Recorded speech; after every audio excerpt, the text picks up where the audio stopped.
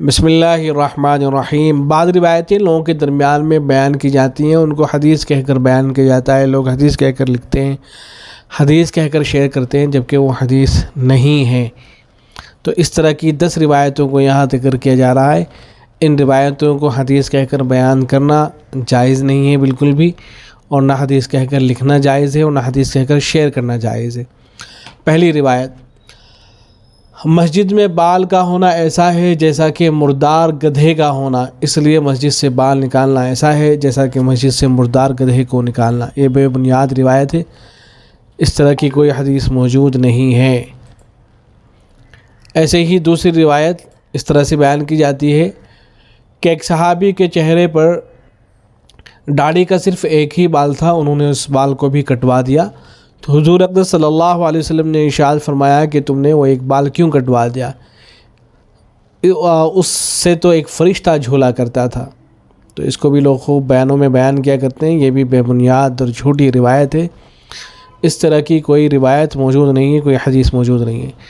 تیسری حدیث اس طرح سے بیان کی جاتی ہے کہ جب کوئی نوجوان توبہ کرتا ہے تو مشرق سے مغرب تک تمام قبرستانوں سے اللہ تعالیٰ 40 دن تک عذاب کو دور کر دیتا ہے۔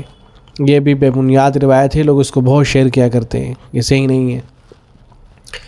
ایسے ایک قصہ اس طرح سے بیان کیا جاتا ہے کہ حضرت عبد الرحمن ابن عوف رضی اللہ تعالیٰ عنہ نے مدینے والوں کی دعوت کی، لیکن ایک صحابی مسجد نبوی میں گہری سوچ میں بیٹھے ہوئے تھے، تو ان سے حضور اقدس صلی اللہ علیہ وسلم نے پوچھا کہ تم یہاں بیٹھے کیا کر رہے ہو؟ تو صحابی کہنے لگے کہ میں یہاں اسی فکر میں بیٹھا ہوں کہ کیسے آپ کا ایک امتی جہنم سے بچ کر جنت جانے والا بن جائے۔ تو یہ سن کر حضور اقدس صلی اللہ علیہ وسلم نے فرمایا کہ اگر عبد الرحمن ابن عوف 1000 سال بھی مدینے والوں کی ایسی دعوتیں کرتا رہے تب بھی وہ تمہارے ثواب کو نہیں پہنچ سکتا ہے۔ یہ بھی بے بنیاد واقعہ ہے، اس طرح کا کوئی واقعہ موجود نہیں ہے۔ روایت نمبر 5 اس طرح سے بیان کی جاتی ہے کہ بے نمازی کی نحوست 40 گھروں تک پھیل جاتی ہے۔ یہ بھی بے بنیاد روایت ہے، اس طرح کی کوئی حدیث موجود نہیں ہے۔ روایت نمبر 6 اس طرح سے بیان کی جاتی ہے کہ جس شخص کی طرف اللہ تعالیٰ ایک مرتبہ رحمت کی نگاہ سے دیکھتا ہے تو اسے جہاد کے لیے قبول فرما لیتا ہے، اور جس کی طرف 10 بار رحمت کی نگاہ سے دیکھتا ہے تو اسے حج کے لیے قبول فرما لیتا ہے، اور جس کی طرف 70 مرتبہ رحمت کی نگاہ سے دیکھتا ہے تو اسے اللہ کے راستے میں نکال دیتا ہے۔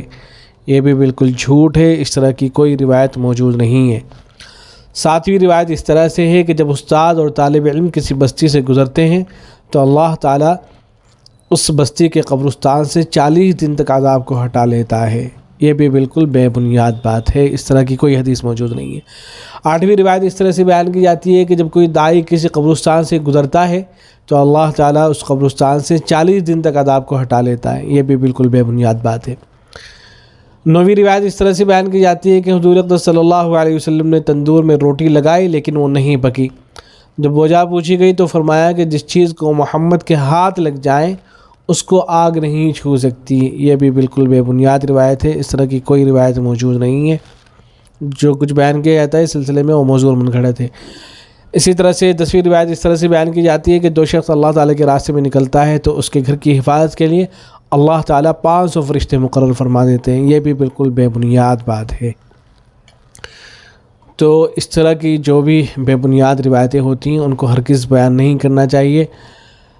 اللہ کے نبی صلی اللہ علیہ وسلم نے ارشاد فرمایا کہ من کذب علی متعمدا فلیتبوأ مقعدہ من النار، جو شخص میرے بارے میں جھوٹ بولتا ہے جان بوجھ کر تو اسے چاہیے کہ وہ اپنا ٹھکانہ جہنم میں بنا لے۔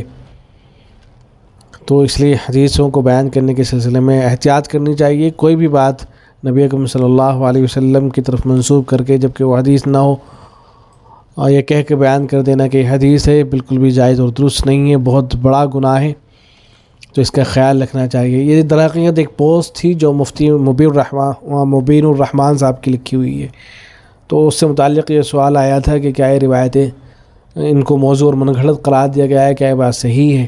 تو بے شک یہ بات صحیح ہے، اور میں نے ان کو ریکارڈ بھی کر دیا ہے تاکہ اگر کوئی ان کے بارے میں معلوم کرے تو اس کو بتایا جا سکے۔ والسلام علیکم ورحمۃ اللہ۔